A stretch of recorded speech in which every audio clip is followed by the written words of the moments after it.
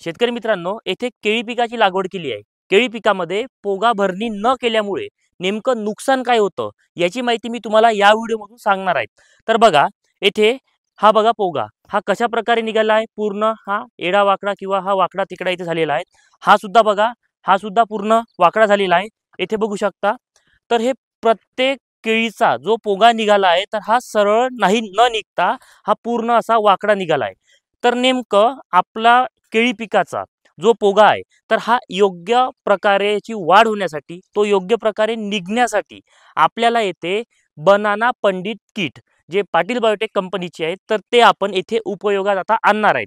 तुम्हाला या व्हिडिओमधून सांगायचं असं आहे की आपण बनाना पंडित किट हे येथे उपयोग केल्यानंतर नेमकं आता जो तुम्ही हा पोगा बघत आहे तर हा पूर्ण म्हणजे प्रत्येक केळीचा हा हेकडा पोगा आहे। हे बघा इकडे प्रत्येक केळीचा येथे हेकडा हा पोगा आहे। हे बघा हा पण हेकडा आहे।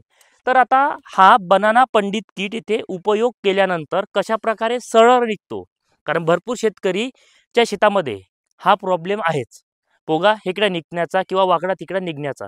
तर तुमच्या शेतामध्ये जर अशा प्रकारचा प्रॉब्लेम असेल तर तुम्ही पाटील बायोटेकची बनाना पंडित किट तुम्ही याचा उपयोग करू शकता।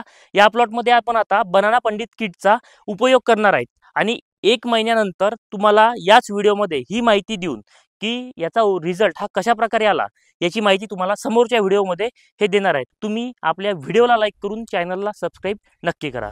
धन्यवाद।